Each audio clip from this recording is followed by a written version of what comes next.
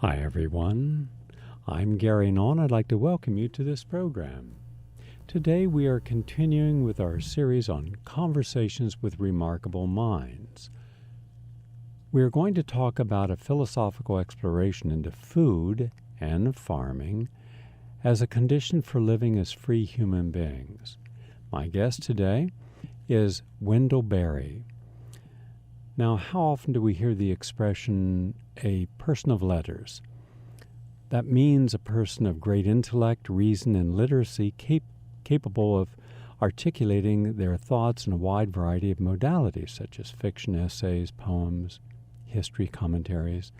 Well, Wendell Berry is one of America's most recognized men of letters, as well as one of the earlier pioneers and farmers of organic sustainable agriculture in the modern era.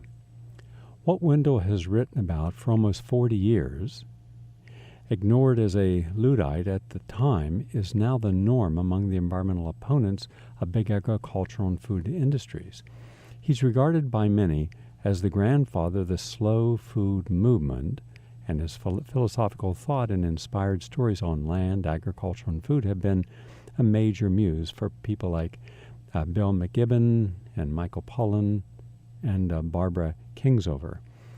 Wendell's written over 50 books in tomes, including novels, novellas, and stories, nonfiction works, poems, and essays. And after teaching English at New York University, he purchased a farm and Lane's Landing in rural Kentucky. And while periodically teaching at the University of Kentucky, he also served as a base commune with the land and the art of farming, with the purity of food in mind, and to be inspired philosophically over our nation's humanity relationships to the soil, the food, and the wildlife and nature, and the importance of nurturing community. He's won a lot of awards, T.S. Eliot and Gene Stein Awards, the Michael Merton Award, the Kentuckian of the Year, the Guggenheim Fellowships, and others. He is the author of Bringing It to the Table on Farming and Food. Nice to have you with us today, Wendell Berry. Well, thank you. Thank you. I think you've oversold me a little bit, but I appreciate it.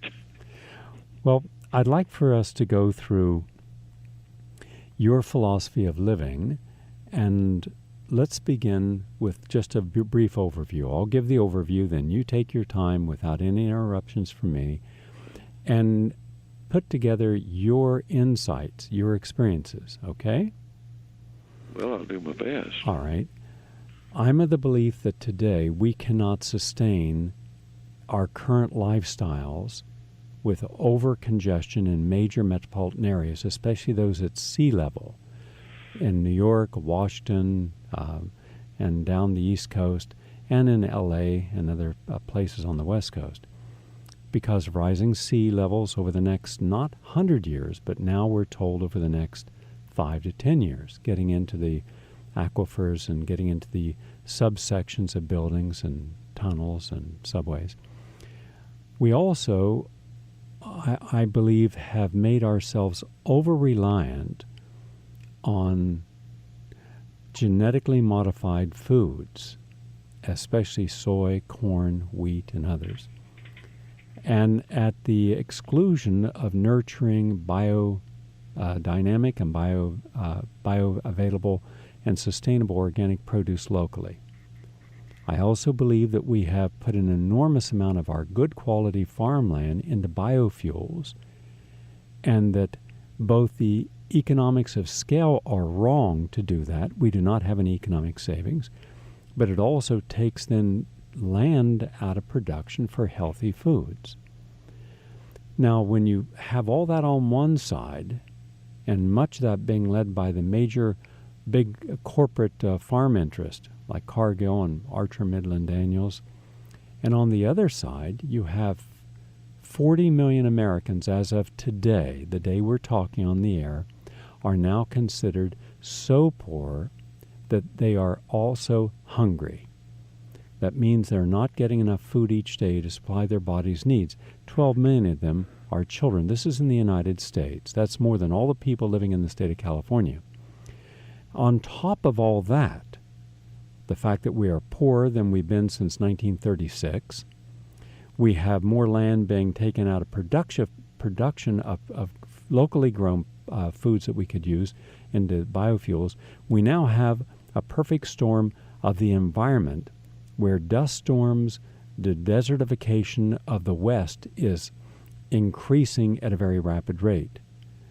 Today, for example, in Australia, and yesterday, they had so much sand in the air in one of their major cities that people couldn't even see to drive. And this is one person who had lived there for 74 years said had never happened before in his lifetime.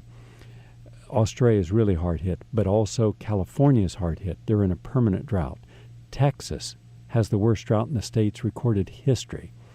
Arizona, Nevada, New Mexico, Oklahoma, South Dakota, Utah, all in the midst of massive droughts, and where more and more land is no longer able to be used for sustainability because the water is not there, yet massive amounts of people are living in these areas, and as a result there's not enough water for the people living in the cities like Los Angeles, and the food being produced, including the San Joaquin Valley, and for industry. We simply do not have enough natural resources, including water, for what we have been doing up to this point. Now, when you look at all this that I've just laid out, and that's why I said it's a big canvas to paint from, I would like for you to go through this as you can and show us how we can resolve many of these problems in ways that will reharmonize our actions and activity with natural cycles, and how we should be looking at how we can live in cooperation with nature instead of this constant manifest destiny of conquering nature at all costs. The forum is yours. Take your time. Well, in spite of your confidence in me, I'm not sure that I can remember all of that, and I certainly can't represent myself as somebody who knows how to solve all the problems. But I think as a beginning, it would be a good idea to say that we need to structure our economic life as a proper pyramid, that is, with nature at the bottom and the land economies of human beings, that is farming, ranching, forestry, mining, those things as the next layer, and the next layer manufacturing or processing, and at the top the economy of consumption. What we've done in the last several decades is make a perfect inversion of that pyramid. We have a huge population of consumers who are mostly helpless to do anything essential for themselves, and who are ignorant of the cultural and natural sources of their lives, and who are totally dependent, passively dependent, on a tiny number of land users at the bottom. So what we have is a very tippy pyramid, and even if we had no problem with global warming, which I take for granted that we do, we would still be in trouble with because we've balanced this enormous population on the work of too few people. And the work of those people, because they are so few, has to do chiefly with making the land produce, and very little really in maintaining the productive capacity of the land. So that is a great problem, and I don't have the solution to it. I don't think there is a simple solution to it, and I would be suspicious of any simple solution or any simpleton who offered one. Well, give us where you believe we could begin. All right. I think we've already begun with the what is now pretty well established and within limits successful movement toward local food economies. And this movement involves gardeners and farmers, community-supported agriculture farms, so-called organic farms and gardens, who are producing for local consumption. And it involves, just as importantly, the urban consumers who are willing to support this kind of food production. This has been going on now for quite a while, several decades in some places, in fact, and it has been done by what I think could be properly called leadership from the bottom. That is, citizens, farmers, gardeners, consumers, who see that something ought to be done and who have simply started doing it. They've done it without official permission or instruction or guidance or support or even official awareness. I don't think the leadership at the top knows that this work is going on and respectably and successfully at the bottom. So I think that is happening. Recognition from the leaders at the top would certainly help. But the movement that I'm talking about is gaining ground significantly so far without recognition from the top. I appreciate your insights. I'd like to go in a few more directions. By the way, let me add something. Yes, sure, please. The most recent development in this situation in regard to agriculture is a 50-year farm bill that West Jackson and the Land Institute, with the support of an extensive coalition of conservation and agricultural organizations, they have proposed to the Secretary of Agriculture a 50-year farm bill that would address directly the problems of toxicity and soil erosion and the ruin of rural communities. And the principal, the key proposal in this farm bill is what I suppose you could call the reperennialization of agriculture. That is, from the present 20% of agricultural land that is in perennial crops or perennial plants would increase over the next 50 years to 80%. It would be starting with the return of animals from the animal factories to farms, pastures, and the growing of forage crops, hay crops, perennial forage crops and hay crops. Then on to the introduction of grain-bearing perennials in 2019 and on in stages until the 80% would be achieved.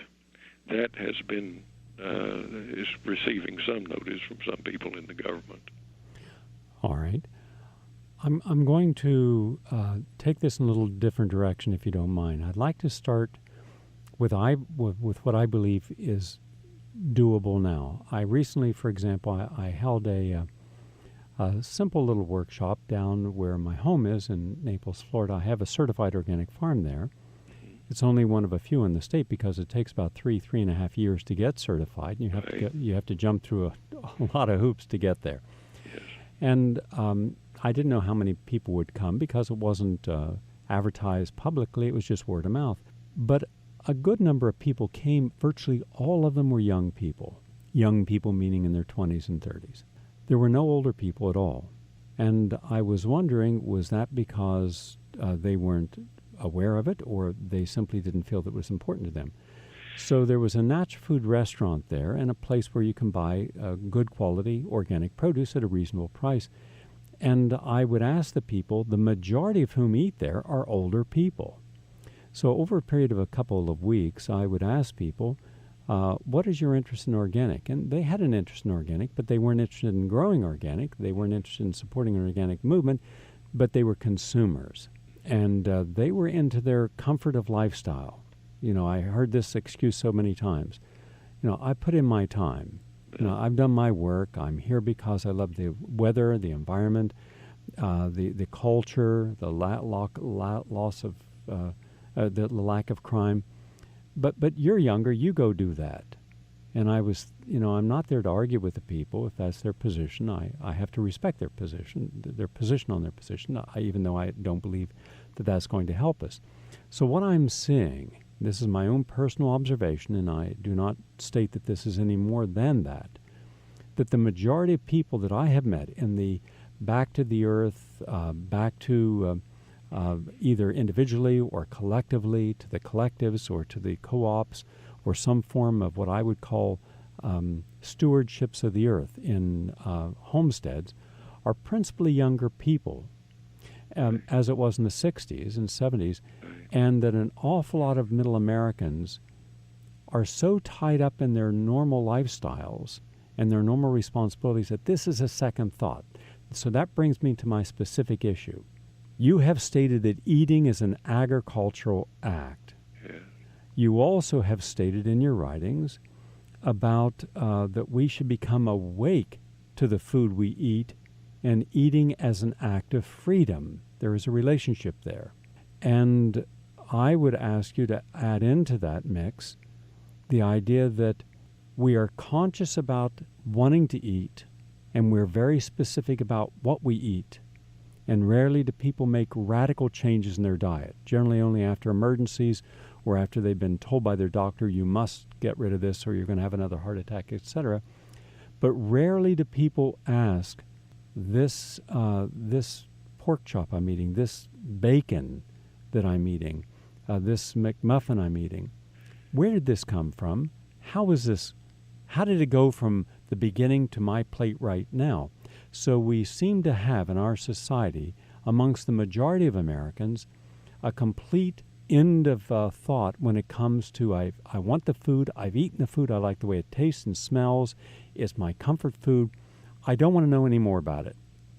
And then my question is, are we able as a nation to see the truth? And one last little snippet here. Last night I was up in my production editing a film I'm working on now on vegetarianism. Now, I don't say anybody else has to be a vegetarian. I choose to be, but I also respect people have a right not to because I respect freedom of choice. But when I was watching what I had filmed, and we have lots of films from Israel, I wanted to get a film of at least 5 or 6 leading rabbis, leading experts in the literature showing the importance of respecting the rights of animals, the health of animals. And then I showed what goes on at slaughterhouses. And it was so brutal that I was sitting there in my seat looking at this. I felt such pain for how these animals are treated by are you ready for this? 10 billion per year. And yet none of this is in front of anyone's consciousness. They're not seeing it. They don't hear about it. And then the question is, what if we put this information, because I intend to, that's why I'm doing this major film on what it is to be a vegetarian from every possible point of view.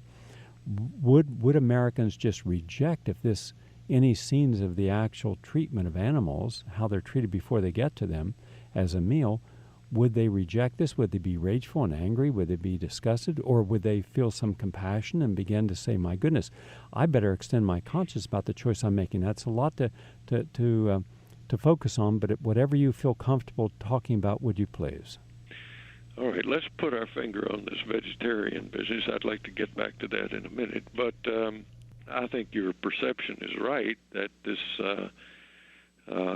effort of better farming and better food is being led by young people.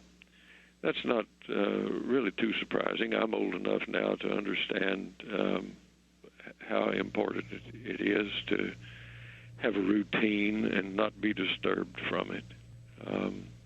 But the change that we're talking about is going to require energy, and it's going to require a certain amount of passion, and you look to the young people for that.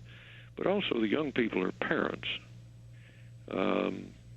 Most people who have young children are comparatively young themselves. And I think a lot of the movement toward better food is happening because of the concern that young parents have for what they're feeding their young children.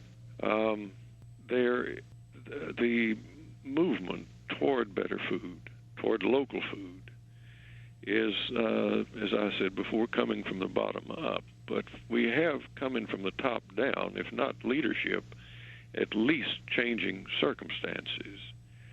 There was an article in Time magazine, for instance, on August 31st of this year, that said flat out that we're going to have to change from industrial agriculture. And the reason is that we're using up the resources that are feeding us.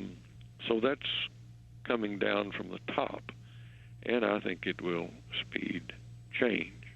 Now, the issue of vegetarianism is a fairly complex one, and I don't think that you can argue against taste or preference in food. If somebody doesn't want to eat an animal, that's fine. I kind of begin to be troubled by vegetarianism when it becomes political. The first thing you have to concede is the inhumanity of our present meat economy. It's awful for the animals to be raised in these prisons, and it's awful for the people who have to work in them, and it's awful for the neighbors who live around them. They're really no good in any respect except a false idea of economic efficiency. In an energy economy that's growing more expensive, it begins to look sort of foolish to be bringing food to these animals in confined situations when the animals have legs and could go get it for themselves if they were in, say, a pasture. So that's one part of the argument. The present meat economy is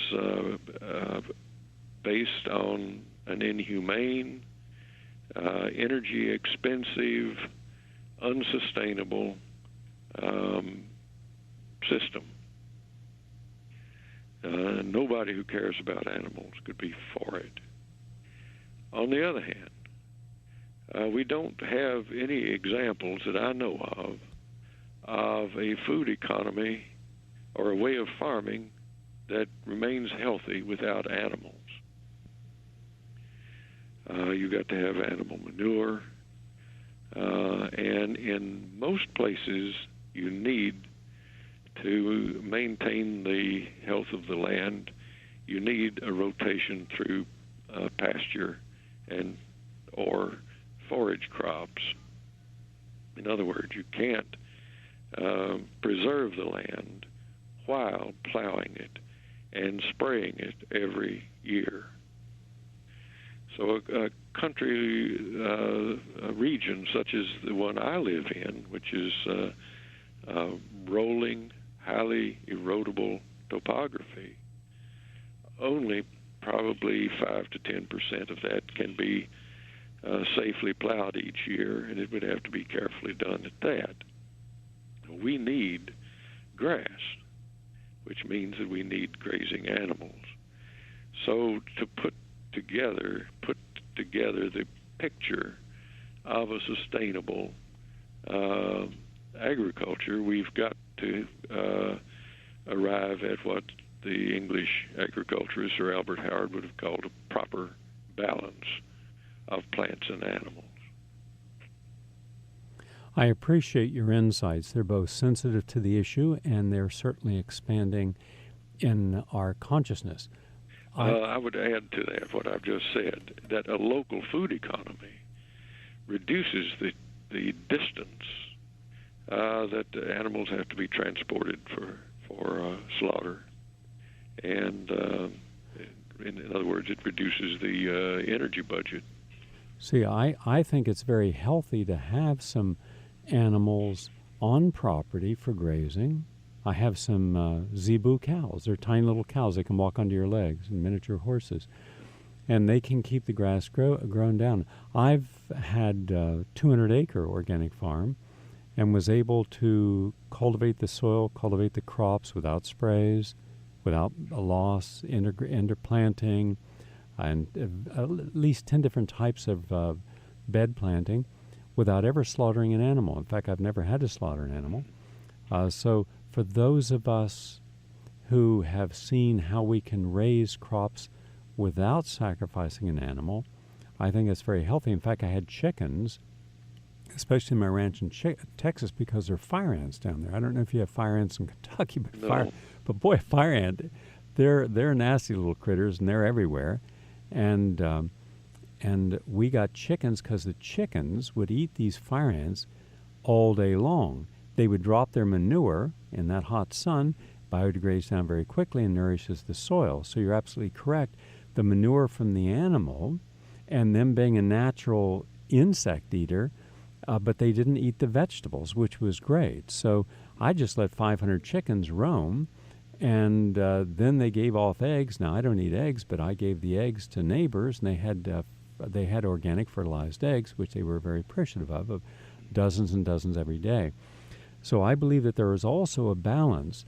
The difference might be between us that I don't believe we have to ever sacrifice an animal in order to maintain the balance, though I absolutely appreciate your thoughts that having animals in that balance. We'd have to do some very careful accounting. Where is your fertility coming from? What do you do with those spent layers? How do you maintain the population of chickens and so on? And I wanted to ask you, your chickens didn't eat your ripe tomatoes? No, they didn't. They didn't. And I'm a big believer in composting. I have a compost pile that's probably 10, 15 tons, and of always biodegrading down things. And there's a local, I go to a local organic dairy place, and I get some manure, but outside of that, I don't use the manures. I use microorganisms, and there's a whole new science of microorganisms that will biodegrade down and give you a very healthy, natural probiotic effect upon the material that's breaking down. I also use sea vegetables, seaweed out of the ocean. There's a lot of different creative ways you can do it. I understand all that. What would you do if you had rolling topography? Well, I've had rolling topography. My first organic farm was the Stone Ridge, the Fertile Farm in Stone Ridge, and when it said Stone Ridge, it was literal. And what I did was I put down the type of vining plants that cover the topography that give you beans. And I had at least 20 different types of beans that would be growing off rocks, off cliffs, off ledges. I mean, I grew up in West Virginia, and right near Kentucky, and the topography in Kentucky, Tennessee, West Virginia, northwestern Virginia, pretty much the same. And and I never had a problem. I also grew herbs, especially wild herbs, ginseng. You're in one of the best places in America. You and West Virginia are the two best places outside of Wisconsin to grow wild ginseng. You've got ginseng that's 70 to 100 years old growing down there in Kentucky, as we do in West Virginia. Ginseng, edible herbs, culinary herbs, because herbs don't need the same root structure. They don't have the same root structure. They are a clinging root structure. They have microphylla on the ends that are different than let's say, a vegetable that's a bulb vegetable or root vegetable. And then you put down, you can put down all forms of bahia, grass. You can put down alfalfa, clover. And so I don't have a problem farming in any environment. You show me the environment, and I'll show you a way to farm, because I've had the dry Texas farms. Well, you're the expert you need then, not me. Well, I just believe that there's so many things we can do by sharing insights and information, because I'm sure that the things you've done in your great life, you could share with us, because we wouldn't have had your experience. We only have our own experience. Well, all I can tell you is that I have hillsides that are too steep to plow, and I have them. Some of them are in woodland, and some of them are in grass. And I have a small flock of sheep to harvest the grass and make human food of it. And we sell our lambs to private customers. What about the wool? Do you sell your wool? Wool doesn't pay for shearing it. I see. Wool's been supplanted by synthetic fibers. All right. And have you ever grown mushrooms? No. Mushrooms. Well, I grow mushrooms in my woods. They grow without my help, but I don't know much about mushrooms. Because mushrooms are one of the best foods in the world, anti-cancer. There's an enormous market for wild mushrooms, culinary restaurants. Yes, I'm aware of that. And that's one of the things I did when I had cliffs and I couldn't grow anything on a cliff. And so I tried growing mushrooms, and gee whiz, they grew. Anyhow, back to another issue. Well, Gary Anderson at Constantine, Kentucky, is the best authority on mushrooms as a forest product. Could you share with us, and I want just one last area, if you would, please. Could you share with us what message we can give to the American public about just being aware that they cannot indefinitely sustain this artificial, completely nature-removed lifestyle, that they have to at some point take some responsibility, or there will be consequences? Well, I think the first step toward this has to be a lot of people making personal changes in their lives, and the first step is that they should attempt some kind of accounting. They should ask themselves what they know about the food that they eat. Where does it come from? How far away is it? What does it cost to produce it? Who suffers in the process of its production? What does it cost, in both ecologically and economically, to produce it? And people who try that will find that if they want to do that kind of accounting, they've got to get their food closer to where they eat it. And so they have to draw in, so to speak, the boundary of their food economy. And so if you think that way, then you begin to see that it's ridiculous for a huge population like the one in the Northeast to be sitting in the middle of productive land on which farmers are failing. Very well said, and I really appreciate your insights and the full body of your work over the decades. You have inspired us to a slow food movement, and your thoughts on the earth are very healing and revealing. Thank you very much, Wendell Berry, for being my guest today. Well, you're entirely welcome.